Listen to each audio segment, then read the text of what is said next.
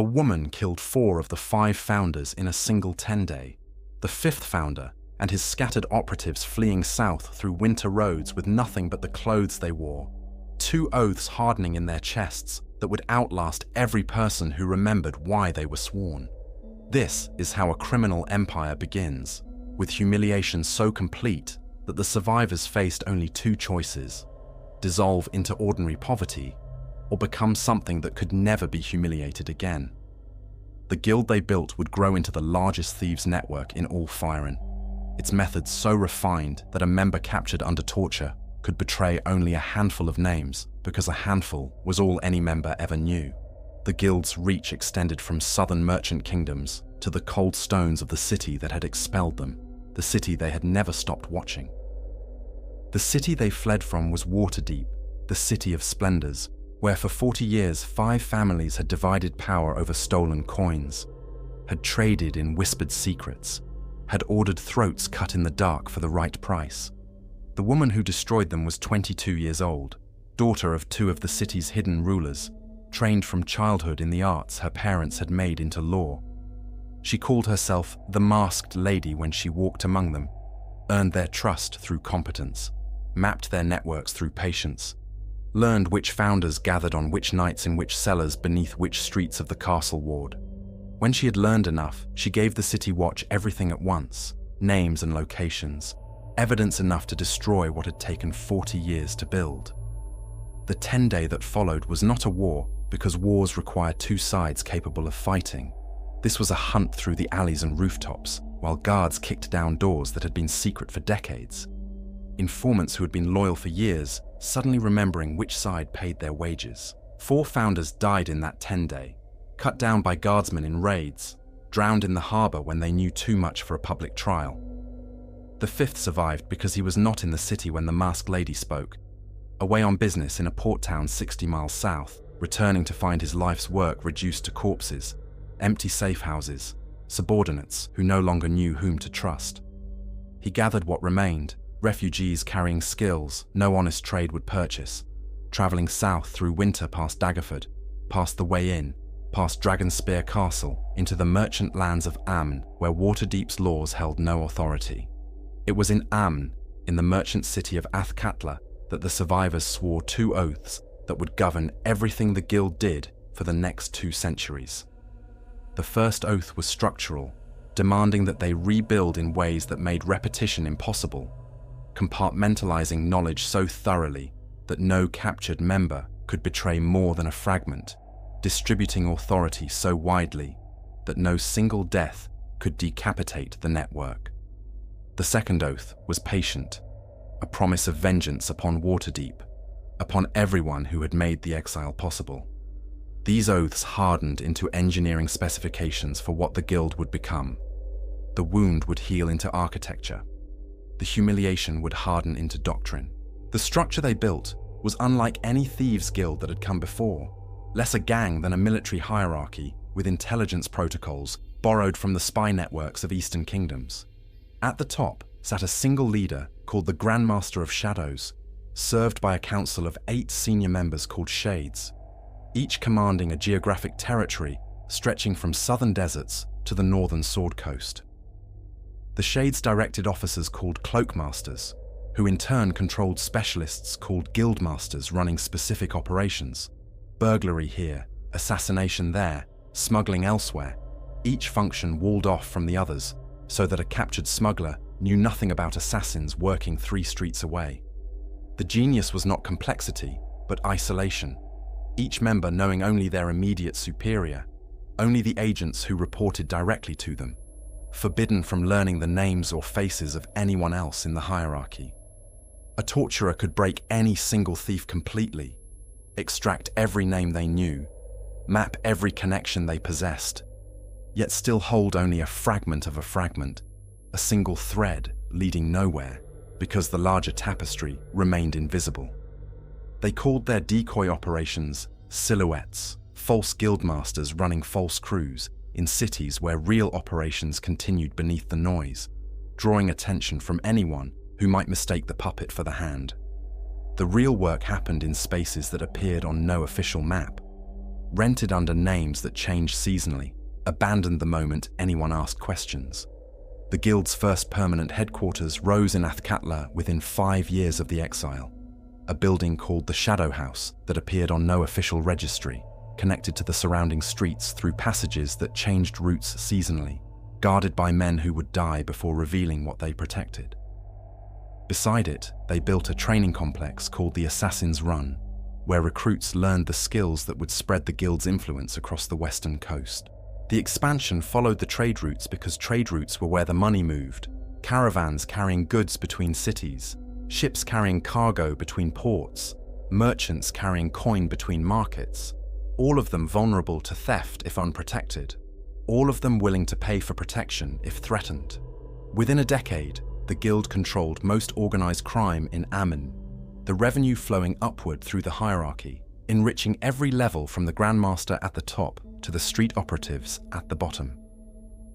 Within 2 decades, the reach extended north along the Sword Coast, past Baldur's Gate, where a shade established a permanent station, past Neverwinter, pressing against the borders of the very city that had expelled them. The 10 Black Days brought chaos to the southern kingdom of Tethir, civil war tearing through streets that had been stable for generations, refugee columns streaming between cities, local authorities collapsing under pressure they had never anticipated.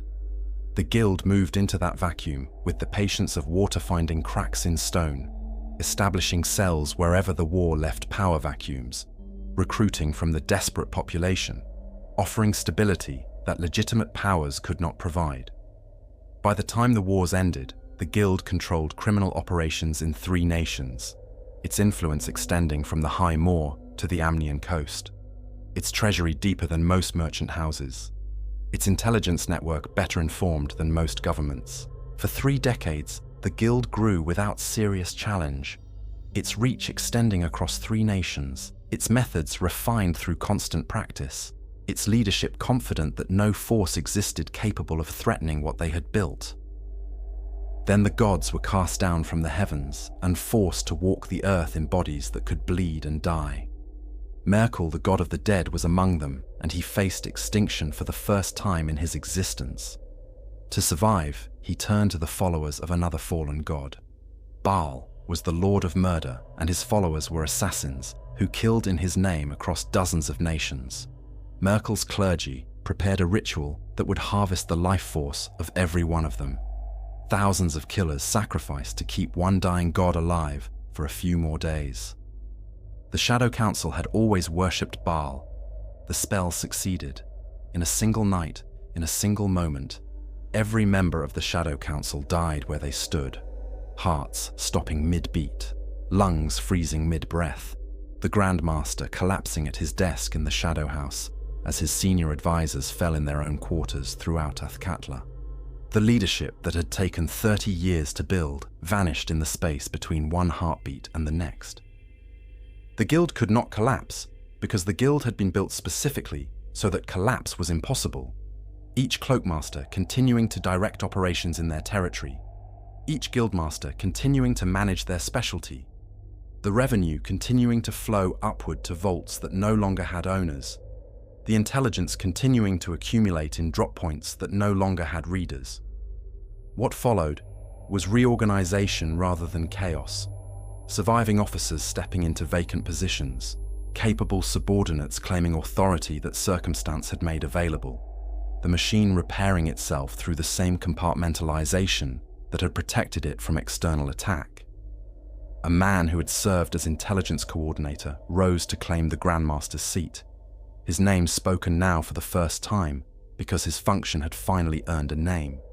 Rinnum Danihir, a former wizard who understood that power was not taken, but inherited by those positioned to receive it.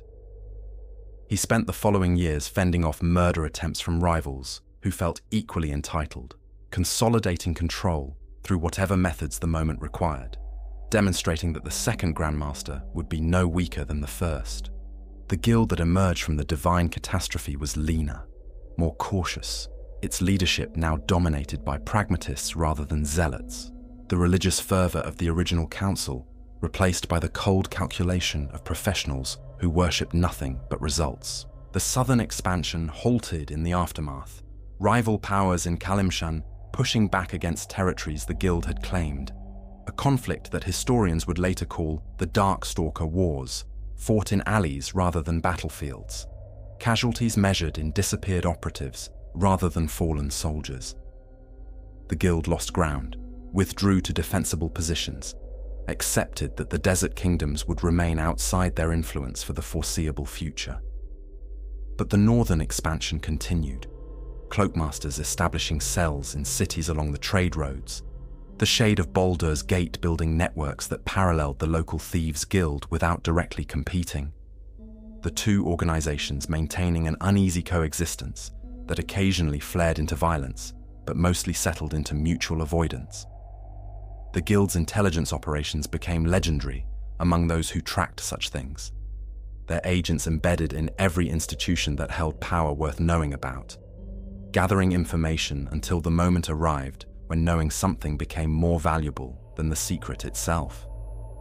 The Shadow House in Athkatla expanded during these years, new wings connecting to old passages, the archive rooms filling with ledgers that documented decades of operations across 3 nations. A generation after the Divine Catastrophe, something moved into the graveyard district of Athkatla that the Guild's usual methods could not touch.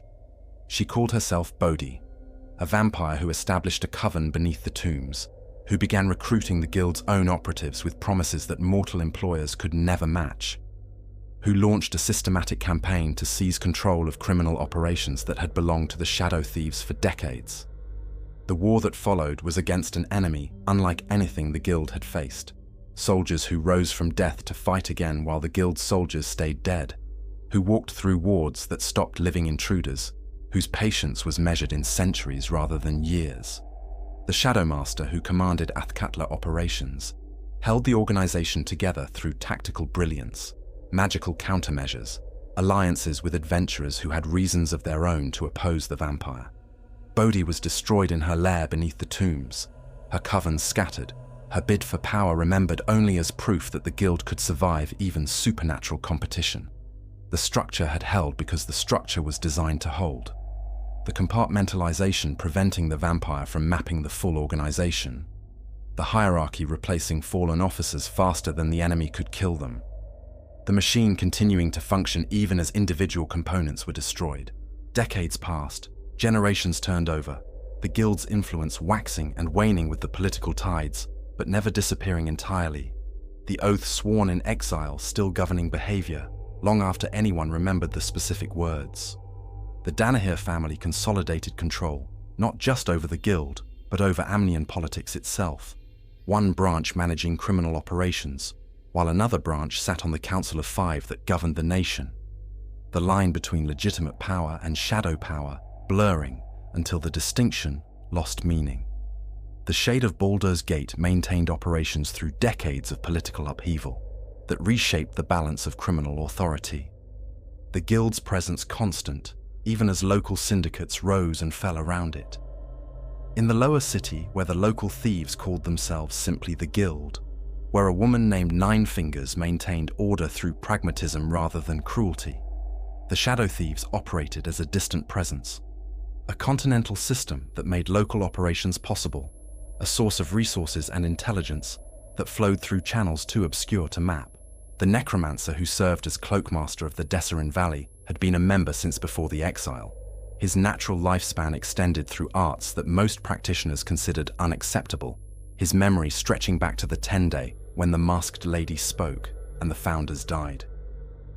He unveiled a scheme that had taken decades to prepare, distributing enchanted slippers to the Guild's highest-ranking operatives, items that allowed the wearers to step through shadows the way ordinary men step through doorways, to navigate Waterdeep's darkness beyond the reach of the lords who had once expelled them. The infiltration that followed happened beneath notice, a slow accumulation of control spreading ward by ward through the city's southern districts. The Guild's operatives walking through streets their predecessors had fled 2 centuries before. The oaths finally approaching fulfillment through patience rather than force. The Cloakmasters age out while younger officers claim their positions. The Shades rotate through their territories, and the Shadowmaster is replaced when the time comes. The Guildmasters squabble over territory while the street-level operatives do what they have always done. The percentages flow upward through channels that adjust seasonally, while the intelligence accumulates in places no outsider will ever find. Somewhere in Athkatla, the current Grandmaster reviews reports that summarize operations across 3 nations, approves executions that will occur in cities they have never visited, authorizes expansions into territories their predecessors thought unreachable. Somewhere in Waterdeep, an operative wearing enchanted slippers steps through a shadow in the trades ward, emerging in an alley in the docks district without crossing the streets between, the city's lords unaware that the thieves they expelled 200 years ago have finally returned. Somewhere in Baldur's Gate, a shade reviews intelligence from sources embedded in every institution that matters. The information flowing southward to archives that have been accumulating secrets since before the current Duke's grandfather was born. The oaths still hold, the structure still functions, the machine still runs,